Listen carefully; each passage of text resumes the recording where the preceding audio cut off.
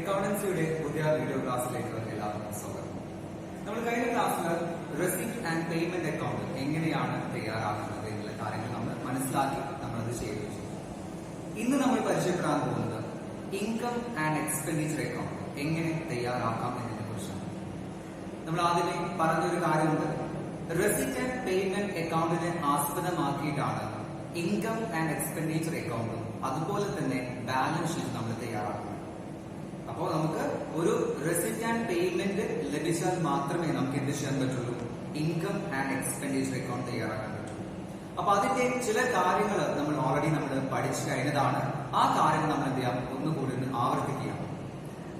Income and expenditure അക്കൗണ്ടിൽ revenue പേയ്മെന്റും revenue എക്സ്പെൻഡിച്ചറും മാത്രമേ record ചെയ്യുകയുള്ളൂ. അതായത് ക്യാപിറ്റൽ ഐറ്റംസ് ഒന്നും തന്നെ റെക്കോർഡ് ചെയ്യുന്നില്ല എന്നുള്ളത്.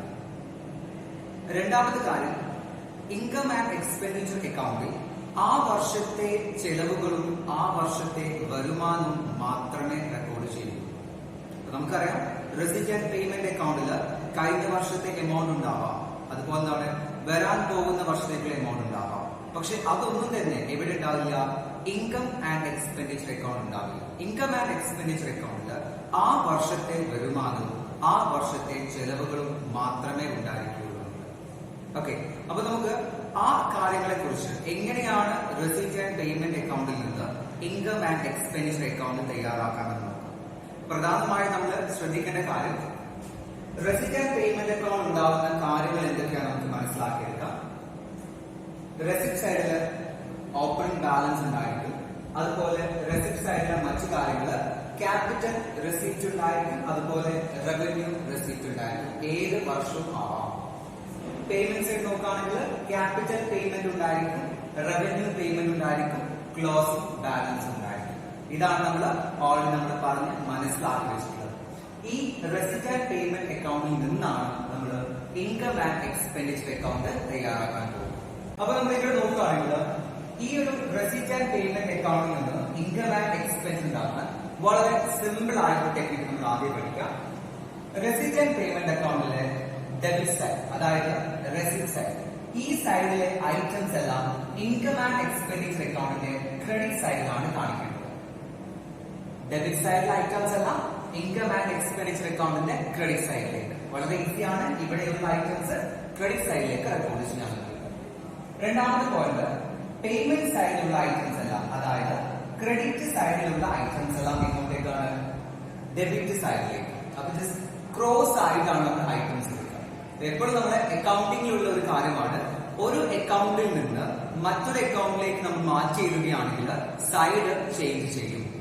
ഡെബിറ്റ് സൈഡിൽ നിന്നാണ് നമ്മൾ എഴുതുന്നത് എന്നുണ്ടെങ്കിൽ ആ ഐറ്റം മറ്റേ അക്കൗണ്ടിലേക്കായിരിക്കും, ക്രെഡിറ്റ് സൈഡ് ആയിരിക്കും. ക്രെഡിറ്റ് സൈഡിൽ ഐറ്റം നമ്മൾ എഴുതുവാണെങ്കിലോ അത് ഓപ്പോസിറ്റ് ആയ ഡെബിറ്റ് സൈഡിലേക്കുമായിരിക്കും. അപ്പൊ ക്രോസ് ആയിട്ടും എടുക്കാം. അപ്പൊ നമുക്കൊരു കാര്യമുണ്ട്, ഇതിലുള്ള ഐറ്റംസ് അതേപോലെ ഇങ്ങോട്ടേക്ക് മാറ്റി ഇടുകയാണ്. അപ്പൊ പിന്നെ ഇതിന്റെ ആവശ്യമില്ല. അപ്പൊ എല്ലാ ഐറ്റംസും ഇവിടെ എടുക്കുന്നില്ല. അപ്പൊ അതിൽ ശ്രദ്ധിക്കേണ്ട കാര്യം, റെസിപ്റ്റ് ആൻഡ് പേയ്മെന്റ് അക്കൗണ്ടില് ബാലൻസ് ബ്രോഡ് ഓൺ, അതുപോലെ ബാലൻസ് ക്യാരി ഓൺ, ഈ രണ്ട് ബാലൻസ് നിങ്ങൾ എന്ത് ചെയ്യേണ്ട, എടുക്കേണ്ടതില്ല. ക്രോസ് ആയിട്ട് എടുക്കുമ്പോൾ ഐറ്റംസ് പരിഗണിക്കുമ്പോൾ ഏത് പരിഗണിക്കേണ്ട, ബാലൻസ് ഓപ്പണിംഗ് ബാലൻസും എടുക്കേണ്ട, ക്ലോസിംഗ് ബാലൻസും എടുക്കേണ്ടതില്ല. അപ്പൊ ആ രണ്ട് ഐറ്റംസ് എന്ത് ചെയ്യേണ്ട, നമ്മുടെ ഇൻകം ആൻഡ് എക്സ്പെൻഡിച്ചർ അക്കൗണ്ടിലേക്ക് കാണിക്കേണ്ടതില്ല. അടുത്തത്, നമ്മുടെ റെസിപ്റ്റ് സൈഡില് ക്യാപിറ്റൽ ഐറ്റംസ് ഉണ്ട്, റവന്യൂ ഐറ്റംസ് ഉണ്ട്. ഇൻകം ആൻഡ് എക്സ്പെൻഡിച്ചർ അക്കൗണ്ടിലേക്ക് ഏതെടുക്കരുത്, ക്യാപിറ്റൽ റെസിപ്റ്റും വേണ്ട, ക്യാപിറ്റൽ പേയ്മെന്റും വേണ്ട. അപ്പോ ക്യാപിറ്റൽ ഐറ്റംസും നമ്മൾ എന്ത് ചെയ്യുന്നില്ല, പരിഗണിക്കുന്നില്ല. ഈ രണ്ട് ഐറ്റംസ് പരിഗണിക്കുന്നില്ല. അപ്പൊ നോക്കുക, നിങ്ങൾ അതിൽ ഏത് മാത്രമേ ഉള്ളൂ, റെസിപ്റ്റ് ആൻഡ് പേയ്മെന്റ് അക്കൗണ്ടില് റവന്യൂ റെസിപ്റ്റും റവന്യൂ പേയ്മെന്റും മാത്രമേ ഉള്ളൂ. ഇനി അവിടെ നമ്മൾ ശ്രദ്ധിക്കേണ്ട മറ്റൊരു കാര്യമാണ്, അതിൽ എല്ലാ വർഷത്തിലും ഉണ്ടാവാം. അതായത് ലാസ്റ്റ് ഇയർ എമൗണ്ട് ഈ വർഷം കിട്ടിയിട്ടുണ്ടാവാം. ഇപ്പൊ നമ്മൾ പറഞ്ഞു ക്യാപിറ്റൽ ഐറ്റംസ് എന്ത് ചെയ്യുന്നില്ല, നമ്മൾ ഇൻകം ആൻഡ് എക്സ്പെൻഡിച്ചർ അക്കൗണ്ടിലേക്ക് എടുക്കുന്നില്ല എന്നുള്ളത്. ഓക്കെ, ഇനി നമ്മൾ ബാലൻസ് എന്ന് പറഞ്ഞാൽ റവന്യൂ ഐറ്റംസ് മാത്രമേ ബാലൻസ് ഉള്ളൂ. ആ റവന്യൂ ഐറ്റംസ് എടുക്കുമ്പോൾ നമ്മൾ ഒരു കാര്യം ശ്രദ്ധിക്കേണ്ടതുണ്ട്, അതിൽ നമ്മൾ കറന്റ് ഇയർ എമൗണ്ട് എമൗണ്ട് മാത്രമേ പരിഗണിക്കാവൂ. കറന്റ് ഇയർ എമൗണ്ട് മാത്രമേ എടുക്കാവൂ. അതും കൂടി ശ്രദ്ധിക്കണം. കാരണം ലാസ്റ്റ് ഇയർ നെക്സ്റ്റ് ഇയർ എല്ലാം ഉണ്ടാവാം, അതൊന്നും നമ്മൾ എടുക്കേണ്ടതില്ല. കറന്റ് ഇയർ ആണ്. പുറമെ അപ്പോ ഇതില് റവന്യൂ ഐറ്റംസ് കൂടി നമ്മൾ റവന്യൂ ഐറ്റംസ് മാത്രമേ പരിഗണിക്കുന്നുള്ളൂ എന്ന് പറഞ്ഞു. അപ്പൊ നമുക്ക് ഈ receipt and payment account complete ആയി. അതിന് പുറമെ നമുക്ക് പരിഗണിക്കേണ്ടതുള്ളത് അഡ്ജസ്റ്റ്മെന്റുകളാണ്. അഡ്ജസ്റ്റ്മെന്റ് അത് നമുക്കറിയാം, നമ്മൾ കഴിഞ്ഞ വർഷം പഠിച്ചതാണ്. Outstanding, prepaid, income received advance മുതലായവ. അപ്പൊ ആ കാര്യങ്ങൾ കൂടി ഇവിടെ എന്ത് ചെയ്യണം? നമ്മുടെ ഇൻകം ആൻഡ് എക്സ്പെൻഡിച്ചർ അക്കൗണ്ടിലേക്ക് നമ്മൾ കൺസിഡർ ചെയ്യണം എന്നുള്ളത്. അങ്ങനെ നമ്മൾ ഇൻകം ആൻഡ് എക്സ്പെൻഡിച്ചർ അക്കൗണ്ട് നോക്കുകയാണെങ്കിൽ ഡെബിറ്റ് സൈഡില് എക്സ്പെൻസുകളും ക്രെഡിറ്റ് സൈഡില് ഇൻകവുമാണ് നമ്മൾ റെക്കോർഡ് ചെയ്യാം. ഇതിൽ നിന്നുള്ള ഡിഫറൻസ് പൊതുവെ നമ്മൾ പഠിച്ചു, ഇത് പ്രോഫിറ്റ് ആൻഡ് ലോസ് അക്കൗണ്ട് സമാനമാണ് എന്നുള്ളത്. പക്ഷേ പ്രോഫിറ്റ് ആൻഡ് ലോസ് അക്കൗണ്ട് നമ്മൾ കംപ്ലീറ്റ് ചെയ്താൽ നമുക്ക് ലഭിച്ച റിസൾട്ട് എന്തായിരുന്നു? പ്രോഫിറ്റ് ഓർ ലോസ് എന്നുള്ളതായിരുന്നു. എന്നാൽ income and expenditure account result നമ്മൾ പഠിച്ചതാണ് സർപ്ലസ് അല്ലെങ്കിൽ ഡെഫിസിറ്റ് എന്നുള്ളത്. നമ്മുടെ റവന്യൂ, അതായത് ഇൻകം സൈഡ് കൂടുതലും ചെലവുകൾ കുറവുമാണെങ്കിൽ അതെന്തായിരിക്കും? സർപ്ലസ് ആയിട്ട് നമുക്ക് ലഭിക്കുക. അതർവൈസ് അതായത് എക്സ്പെൻസ് കൂടുതലും റെസിപ്റ്റ് കുറവാണ് അല്ലെങ്കിൽ ഇൻകം കുറവാണെങ്കിൽ നമുക്ക് എന്തായിരിക്കും? ഡെഫിസിറ്റ് ആയിരിക്കും. സർപ്ലസ് ആയാലും ഡെഫിസിറ്റ് ആയാലും ഏത് അക്കൗണ്ടിലേക്ക് ട്രാൻസ്ഫർ ചെയ്യുന്നു? ക്യാപിറ്റൽ ഫണ്ടിലേക്ക് ട്രാൻസ്ഫർ ചെയ്യുന്നു. അപ്പൊ നമുക്കൊരു പ്രോബ്ലം ചെയ്ത് നോക്കാം. ഇവിടെ ഒരു ജൂബിലി ക്ലബിന്റെ 2019 വർഷത്തെ റെസിപ്റ്റ് ആൻഡ് പേയ്മെന്റ് അക്കൗണ്ട് ആണ് നമുക്ക് നൽകിയിട്ടുള്ളത്. കൂടെ എന്താണ്? കുറച്ച് ഇൻഫർമേഷൻസ് ഉണ്ട്. അപ്പൊ നിങ്ങൾ ഇങ്ങനെ ഒരു ചോദ്യം കിട്ടിയാൽ നിങ്ങൾ ആദ്യം ചെയ്യേണ്ട കാര്യം ഇതാണ്: ഇതിൽ ഏതൊക്കെയാണ് ക്യാപിറ്റൽ ഐറ്റംസ്, ഏതൊക്കെയാണ് റവന്യൂ ഐറ്റംസ് തിരിച്ചറിയും. അത് ബെറ്റർ ആയിട്ട് പറഞ്ഞാൽ ഏതൊക്കെയാണ് ഇൻകം ആൻഡ് എക്സ്പെൻഡിച്ചർ അക്കൗണ്ടിലേക്ക് സാധ്യതയുള്ളത്, ഏതൊക്കെയാണ് ബാലൻസ് ഷീറ്റിലേക്ക് സാധ്യതയുള്ളത് മാർക്ക് ചെയ്യാനുള്ളത്. ഏതൊക്കെ വേണം, ഏതൊക്കെ വേണ്ട എന്നുള്ളത്. ഇപ്പൊ നമ്മൾ കഴിഞ്ഞ തൊട്ടും നമ്മൾ പറഞ്ഞതുപോലെ ഏതൊക്കെ ഐറ്റംസ് ആണ് നമ്മൾ ഒഴിവാക്കേണ്ടത് മാർക്ക് ചെയ്ത് ചെയ്യുന്നത്. നമുക്കൊരു ഇൻടു മാർക്ക് മുഖേന വേണ്ടാത്ത ഐറ്റംസ് നമുക്ക് ഇൻടു മാർക്ക് കൊടുത്ത് മാർക്ക് ചെയ്യാൻ പോവാണ്. ഇപ്പൊ നമ്മൾ റെസിപ്റ്റ് സൈഡ് നോക്കാം. സ്റ്റാർട്ടിംഗ് ബാലൻസ് ബിഗ് ബാക്കി അല്ലെങ്കിൽ ഡ്രോപ്പ് ഡൗൺ എന്നുള്ളത്. ബാലൻസ് എടുക്കണോ? വേണ്ട. അപ്പൊ ഈ ബാലൻസ് നമ്മൾ എന്ത് ചെയ്യേണ്ട ആവശ്യമില്ല, ഇൻകം ആൻഡ് എക്സ്പെൻഡിച്ചർ അക്കൗണ്ടിലേക്ക് എടുക്കേണ്ട ആവശ്യമില്ല. അടുത്തത് സബ്സ്ക്രിപ്ഷൻ ആണ്. നമുക്കറിയാം വരിസംഖ്യ. ഇങ്ങനെയുള്ള സ്ഥാപനങ്ങൾ വലിയ ഒരു വരുമാന മാർഗമാണത്. അപ്പൊ അത് ഓക്കെയാണ്. രണ്ട്, ഡൊണേഷൻ ഫോർ ബിൽഡിംഗ് എന്നുള്ളത്. നമ്മൾ പറഞ്ഞതിലാണ് എന്തെങ്കിലും സ്പെഷ്യൽ പർപ്പസ് കിട്ടിയാൽ അതെന്താണ്? ക്യാപിറ്റലൈസ് ചെയ്യണം എന്നുള്ളത്. എന്തെങ്കിലും സ്പെഷ്യൽ പർപ്പസിനാണെങ്കിൽ അത് ഗ്രാന്റ് ആയാലും ഡൊണേഷൻ ആയാലും സബ്സ്ക്രിപ്ഷൻ ആയാലും ഏതാണെങ്കിലും സ്പെഷ്യൽ പർപ്പസിനാണോ അതെങ്ങോട്ടാണ്? ബാലൻസ് ഷീറ്റ് ഐറ്റമാണ്. അപ്പൊ അത് അങ്ങോട്ടേക്കാണ് പോകേണ്ടത്. അപ്പൊ ഇത് ചെയ്യേണ്ട ഡൊണേഷൻ ഫോർ ബിൽഡിംഗും എടുക്കേണ്ട ആവശ്യമില്ല. ഇനി സപ്പോസ് നിങ്ങൾ ആലോചിച്ച് നോക്കാതെ ഡൊണേഷൻ എന്ന് മാത്രമാണെങ്കിലോ ബിൽഡിംഗ് എന്ന ഒരു സ്പെഷ്യലൈസ് ഇല്ല എന്നുണ്ടെങ്കിൽ എന്ത് ചെയ്യാം? സാധാരണ പോലെ ഇൻകം ആയിട്ട് പരിഗണിക്കാം. ഓക്കെ. ഇനി അടുത്തത് സെയിൽ ഓഫ് ന്യൂസ് പേപ്പർ. നമുക്കറിയാം ക്ലബാണ്, പേപ്പേഴ്സ് വരുന്നുണ്ടാവും, അതിന്റെ നമ്മൾ വിൽക്കുന്നു, വരുമാനമാണ് നമുക്ക് എടുക്കാം. അടുത്തത് സൺട്രി റെസിപ്റ്റ്, മറ്റു പല വക എന്ന് പറയുന്നത് മറ്റു രീതിയിലുള്ള റെസിപ്റ്റ് അല്ല. ഇപ്പൊ സൺട്രി റെസിപ്റ്റ് ആണ്, അതെന്താണ്? സാധാരണ പോലെ ഇൻകം ആയിട്ട് പരിഗണിക്കാം. അപ്പൊ നമ്മുടെ റെസിപ്റ്റ് സൈഡിൽ നിന്നും subscription, sale of news paper, sundry receipt, ഈ മൂന്നെണ്ണം മാത്രമേ ഇങ്ങോട്ട് പോകുന്നുള്ളൂ ഇൻകം ആൻഡ് എക്സ്പെൻഡിച്ചർ അക്കൗണ്ടിലേക്ക്. അപ്പൊ ഇതിപ്പോ ഇവിടെ നിൽക്കുന്നത് ഡെബിറ്റ് സൈഡിലാണ്. അപ്പോ ഇൻകം ആൻഡ് എക്സ്പെൻഡിച്ചർ അക്കൗണ്ടിലേക്ക് എവിടെ വരും? ക്രെഡിറ്റ് സൈഡിലേക്കാണ് ഈ മൂന്നായിട്ട് റെക്കോർഡ് ചെയ്യുക. ഇൻടു മാർക്ക് ചെയ്ത ഐറ്റംസ് എടുക്കേണ്ടതില്ല. ഇനി ക്രെഡിറ്റ് സൈഡ്, അതായത് പേയ്മെന്റ് സൈഡ് നോക്കുകയാണെങ്കിൽ റെന്റ് സാധാരണ റവന്യൂ ഐറ്റമാണ്, നമുക്ക് പരിഗണിക്കാം. സാലറി റവന്യൂ ഐറ്റമാണ്, നമുക്ക് എന്ത് ചെയ്യാം? ഇൻകം ആൻഡ് എക്സ്പെൻസ് അക്കൗണ്ട് പരിഗണിക്കാം. ബുക്സ് നമ്മുടെ ക്ലബിലുള്ള സാധാ ലൈബ്രറി പോലെ യൂസ് ചെയ്യുന്ന ബുക്കുകൾ ഉണ്ടായിരുന്നു. അതൊക്കെ എന്താണ്? പെർമനന്റ് ആയിട്ട് അവിടെ ഉള്ള വസ്തുക്കളാണ്. നമ്മൾ പഠിച്ചിട്ടുള്ളതാണ് സ്ഥിരമായി അവിടെ ഉള്ള വസ്തുക്കൾ നമ്മൾ എന്താണ്? ഫിക്സഡ് അസറ്റ് ആയിട്ടാണ് പരിഗണിക്കുക. അപ്പോ ബുക്സ് എന്താണ്? ഒരു ഫിക്സഡ് അസറ്റ് ആണ്. അപ്പൊ നമ്മൾ എവിടെ റെക്കോർഡ് ചെയ്യാം? നമ്മുടെ ബാലൻസ് ഷീറ്റിലേക്ക് റെക്കോർഡ് ചെയ്യാം. അപ്പൊ എവിടേക്ക് വേണ്ട? ഇൻകം ആൻഡ് എക്സ്പെൻഡിച്ചർ അക്കൗണ്ടിലേക്ക് റെക്കോർഡ് ചെയ്യേണ്ടതില്ല. അപ്പൊ ബുക്സ് നമ്മൾ എടുക്കുന്നില്ല. അടുത്തത് ഫർണിച്ചർ ആണ്. ഓൾറെഡി നമുക്കറിയാം എപ്പോഴും കേൾക്കുന്ന ഒരു ഐറ്റമാണ് ഫർണിച്ചർ. ഫിക്സഡ് അസറ്റ് ആണ്, ബാലൻസ് ഷീറ്റിലേക്കാണ്. അപ്പൊ അതും എന്ത് ചെയ്യേണ്ട ആവശ്യമില്ല, എടുക്കേണ്ടതില്ല. അടുത്തത് ഇൻവെസ്റ്റ്മെന്റ്. ഇൻവെസ്റ്റ്മെന്റ് എന്താണ്? നമ്മുടെ ഒരു ഫിക്സഡ് ഐറ്റം ആണ്. അപ്പൊ അതും എന്താണ്? ബാലൻസ് ഷീറ്റിലേക്ക് പോകേണ്ട ഐറ്റം ആണ്. അപ്പൊ ബാലൻസ് ഷീറ്റിലേക്ക് ഐറ്റംസ് നമ്മൾ ഇൻകം ആൻഡ് എക്സ്പെൻഡിച്ചർ അക്കൗണ്ടിലേക്ക് പരിഗണിക്കുന്നില്ല. ലാസ്റ്റ് ഐറ്റം എന്താണ്? Closing balance. നമ്മൾ ആദ്യമേ പഠിച്ചതാണ്. ഓപ്പണിംഗ് ബാലൻസും എടുക്കില്ല, ക്ലോസിംഗ് ബാലൻസും എടുക്കില്ല. അപ്പൊ എന്താണ്? ഈ ബാലൻസ് നമ്മൾ എന്ത് ചെയ്യുന്നില്ല, എടുക്കുന്നില്ല. അപ്പോ ഈ പേയ്മെന്റ് സൈഡിൽ ആകെ രണ്ട് ഐറ്റംസ് നമുക്ക് പരിഗണിക്കാനുള്ളൂ, റെന്റും സാലറി. അപ്പൊ ഇത് എവിടെ കിടക്കുന്നത്? ക്രെഡിറ്റ് സൈഡിലാണ്. അപ്പൊ ഇൻകം ആൻഡ് എക്സ്പെൻഡിച്ചർ അക്കൗണ്ടിൽ എവിടെ വരും? ഡെബിറ്റ് സൈഡിലേക്കാണ് റെക്കോർഡ് ചെയ്യാറുള്ളത്. ഓക്കെ, ഇനി താഴെ നോക്കാം നമുക്ക് അതർ ഇൻഫർമേഷൻ. മറ്റു ഈ ഒരു അക്കൗണ്ടിന് പുറമേയുള്ള ഇൻഫർമേഷൻ ആണ്.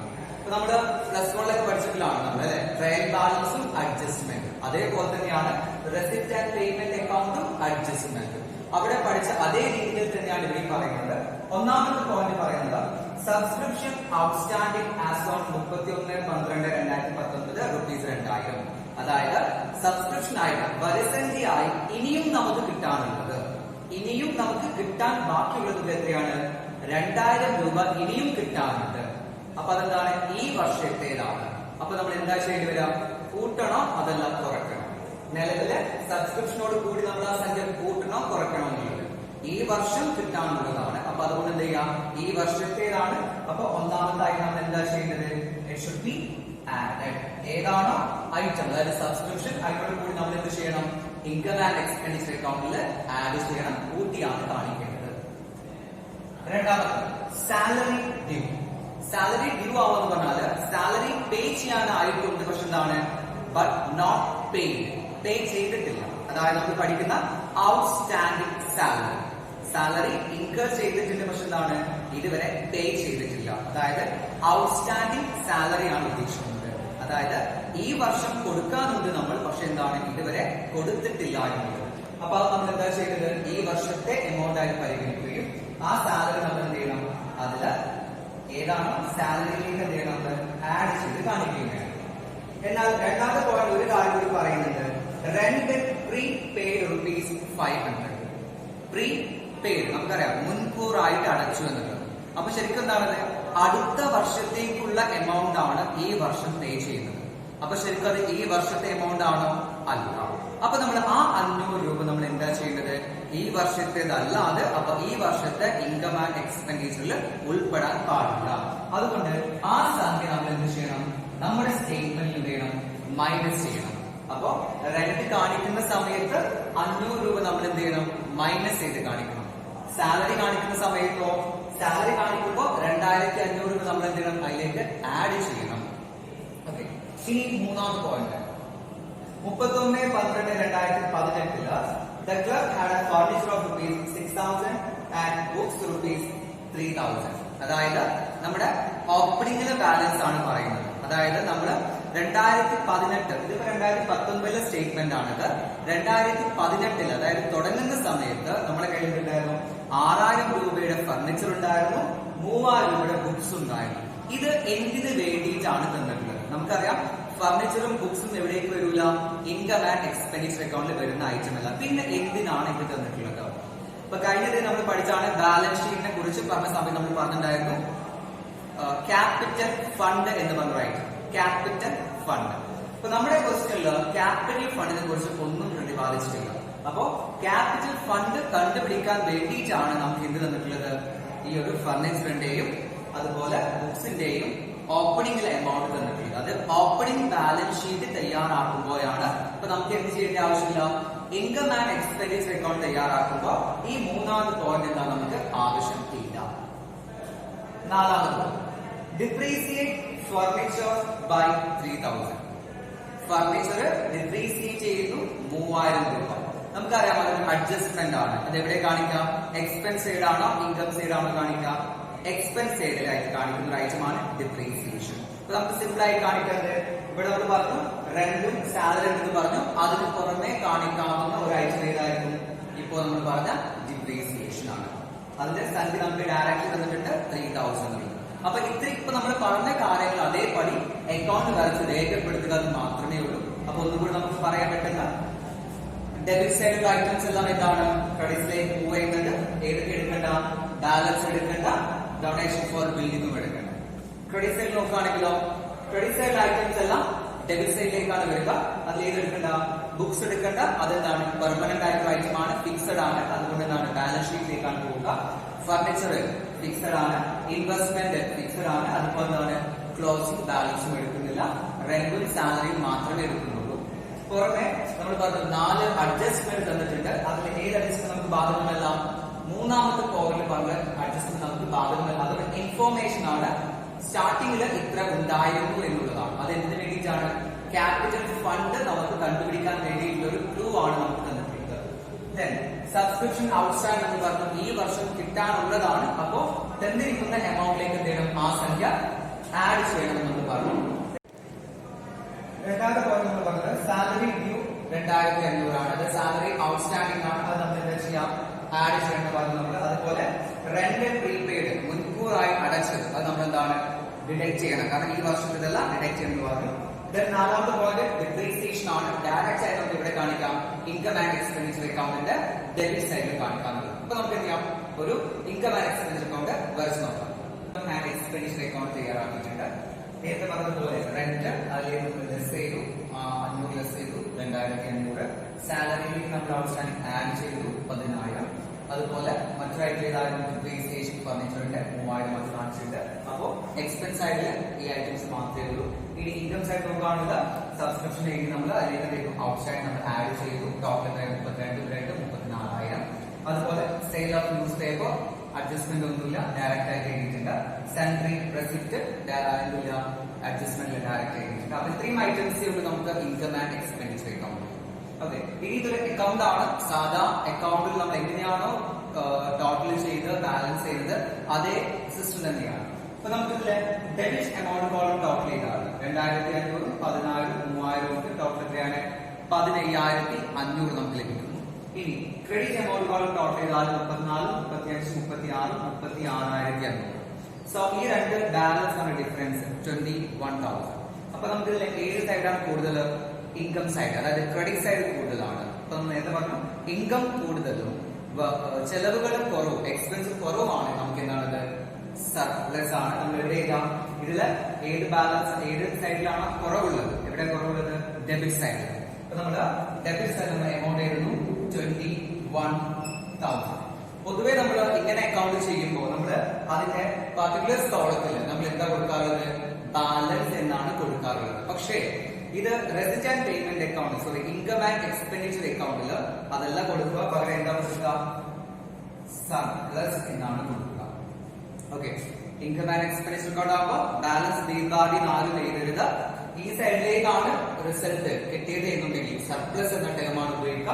അതെല്ലാം ഈ സൈഡിലേക്കാണ് കിട്ടിയത് എന്നുണ്ടെങ്കിൽ നമുക്ക് എന്താ ഉപയോഗിക്കാം? ഡെഫിസിറ്റ് എന്നാണ് ഉപയോഗിക്കുക. രണ്ടും ഒരുമിച്ച് വരില്ല. ഒന്നുകിൽ സർപ്ലസ് അല്ലെങ്കിൽ ഡെഫിസിറ്റ്. വളരെ സിമ്പിൾ ആയിട്ട് നമുക്ക് അക്കൗണ്ട് ബാലൻസ് ചെയ്തു. ഈ ടോട്ടൽ ഏതാണ്? ഏറ്റവും വലിയ എമൗണ്ട് ഏതാണ്? 36,500 ആണ് ഏറ്റവും വലിയ എമൗണ്ട്. അത് നമ്മൾ എന്ത് ചെയ്യുന്നു?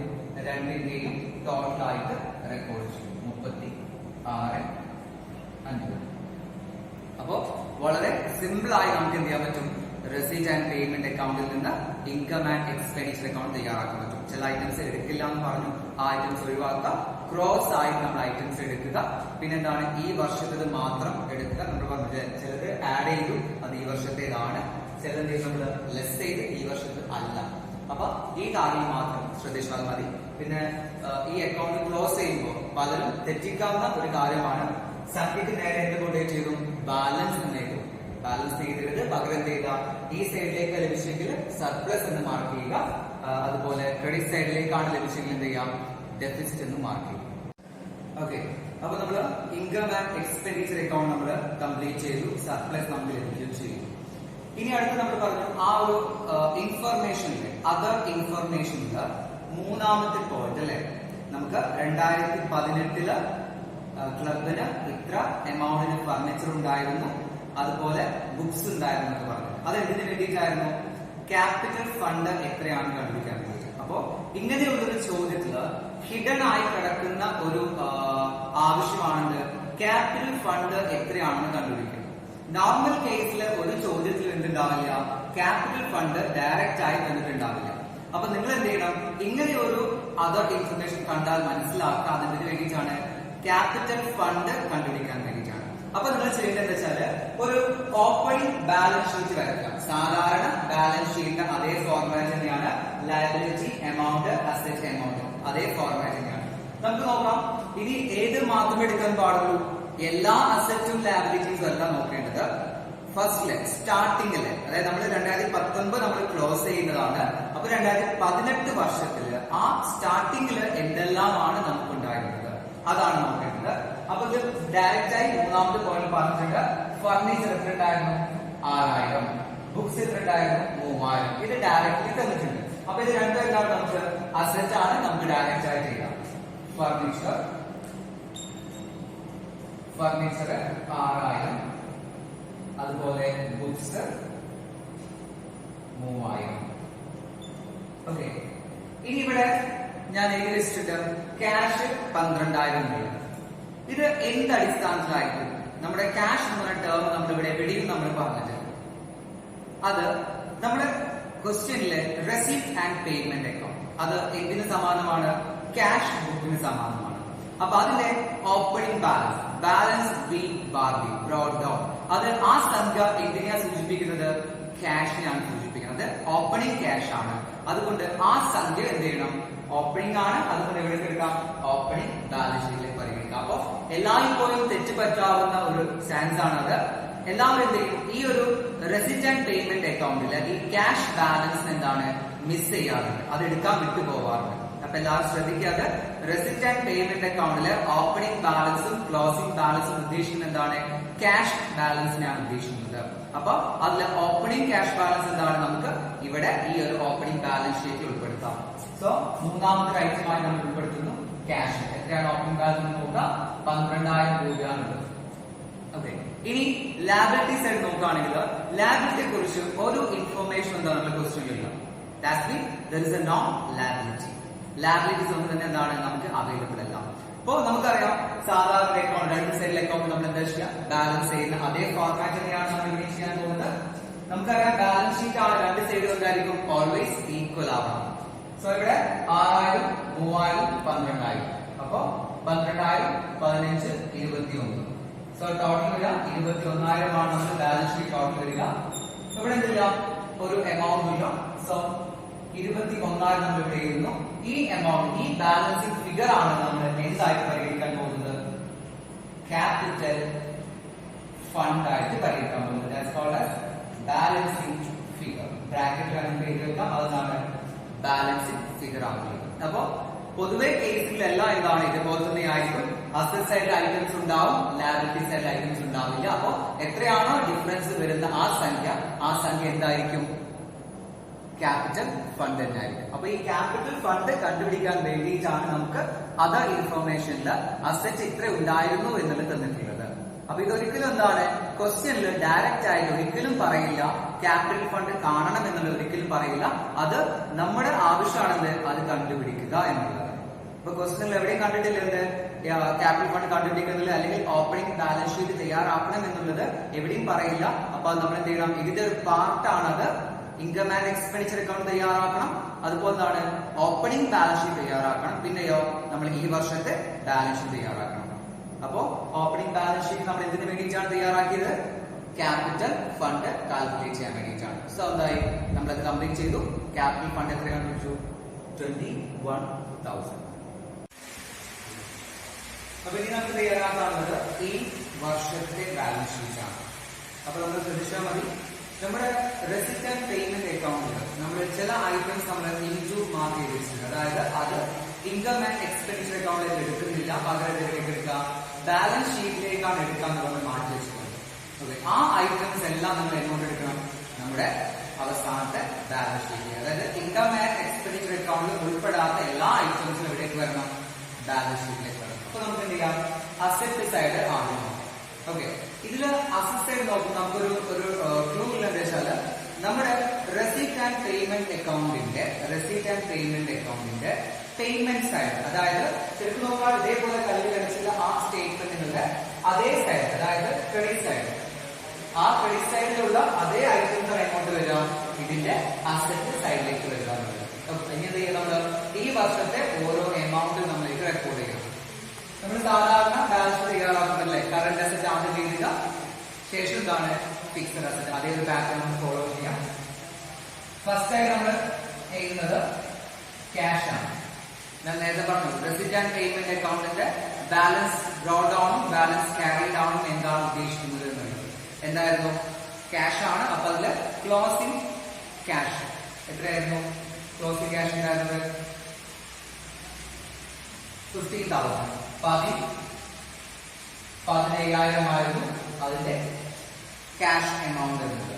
ഓക്കെ, ഇനി നമുക്ക് കറന്റ് അസറ്റ് ആയിട്ട് മറ്റു ഐറ്റംസ് ബാക്കിയുള്ള നോക്കാൻ നമുക്ക് ബുക്സ്, ഫർണിച്ചർ, ഇൻവെസ്റ്റ്മെന്റ് മുതലായവയുണ്ട്. അതൊക്കെ നമുക്ക് ഫിക്സഡ് അസറ്റ് ആണ്.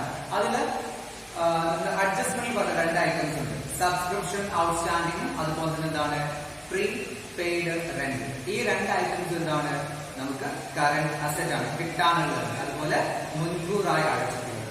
അപ്പോ ഔട്ട്സ്റ്റാൻഡിങ്,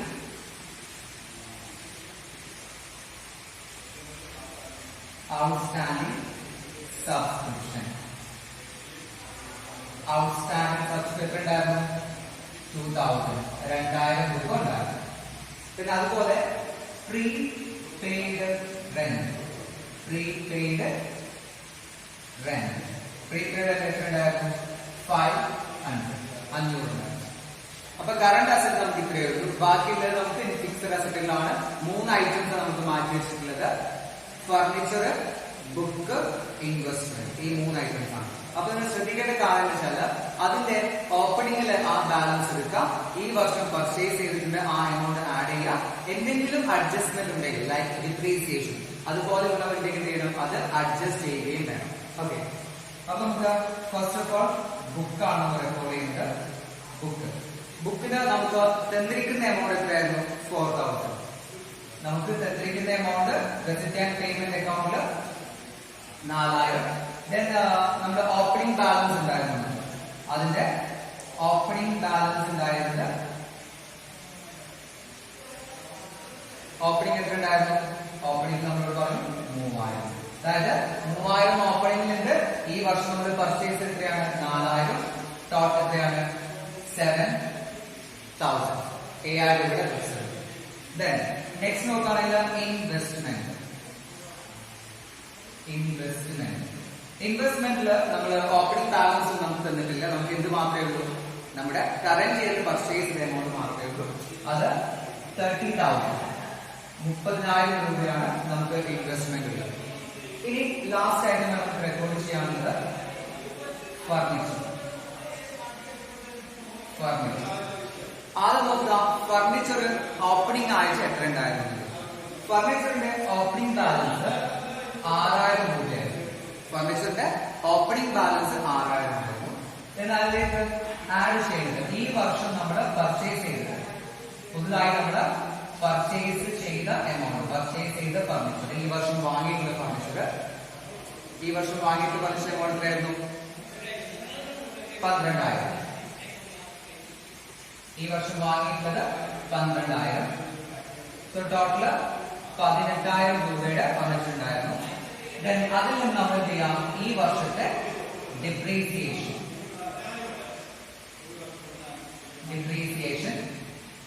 ഉണ്ടായത് 3,000 രൂപയാണ് ഡിപ്രീസിയേഷൻ ഉണ്ടായിരുന്നത്. So the net amount 15,000. ശ്രദ്ധിക്കാം, ഫർണിച്ചർ 6,000 ഓപ്പണിംഗിൽ ഉണ്ടായിരുന്നു. ഈ വർഷം നമ്മൾ പർച്ചേസ് ചെയ്തത് ഇതെവിടെ കാണാം? റെസിപ്റ്റ് ആൻഡ് പേയ്മെന്റ് അക്കൗണ്ടിൽ കാണാം. അപ്പൊ 6,000 ഓപ്പണിംഗ്, 12,000 അവിടെ പർച്ചേസ് ചെയ്തത്. Total amount 18,000, 18,000. ഈ വർഷം നമുക്ക് എന്ത് ചെയ്യുന്നു? ഡിപ്രീസിയേഷൻ ചാർജ് ചെയ്തിട്ടുണ്ട് 3,000. So balance amount 15,000. അപ്പൊ ഇത്രയും ഐറ്റംസ് ആണ് ഇവിടെ ഉണ്ടാവുക, അസറ്റ് സൈഡിൽ ഉണ്ടാവുക. ഇനി ലാബിലിറ്റി സൈഡ് നോക്കുകയാണെങ്കിൽ എന്തെല്ലാമാണ് ഉള്ളത്? ഒന്നാമത് നമുക്ക് നമ്മുടെ അഡ്ജസ്റ്റ്മെന്റ് ഉള്ള ഐറ്റം ഏതാണ്? ഔട്ട്സ്റ്റാൻഡിങ് സാലറി ഔട്ട്സ്റ്റാൻഡിങ് ആയിട്ടുള്ളത് ഔട്ട്സ്റ്റാൻഡിങ് സാലറി 2,500 രൂപയാണ് ഔട്ട്സ്റ്റാൻഡിങ് സാലറി ആയിട്ട്. ഇനിയുള്ളത് നമ്മൾ നോക്കുക, നമ്മുടെ റെസിപ്റ്റ് ആൻഡ് പേയ്മെന്റ് അക്കൗണ്ടിൽ നമ്മൾ ഇതുവരെ റെക്കോർഡ് ചെയ്യാതെ വിട്ടുപോയ ഐറ്റം ഏതായിരുന്നു? ഡൊണേഷൻ ഫോർ ബിൽഡിംഗ് എന്നുള്ളത്. Donation four building. Donation for building. Donation for building amount 25,000. Donation for building ഉള്ളത് 25,000. ഇനി നമുക്ക് ഇതിൽ റെക്കോർഡ് ചെയ്യാനുള്ളത് നമ്മൾ ഈ ഒരു ബാലൻസ് ഷീറ്റിന്റെ തൊട്ട് മുമ്പ് നമ്മൾ പരിചയപ്പെട്ട ഏതായിരുന്നു ഓപ്പണിംഗ് ബാലൻസ് ഷീറ്റ്. അത് നമ്മൾ കണ്ടെത്തിയ എമൗണ്ട് ഉണ്ട് ക്യാപിറ്റൽ ഫണ്ട്.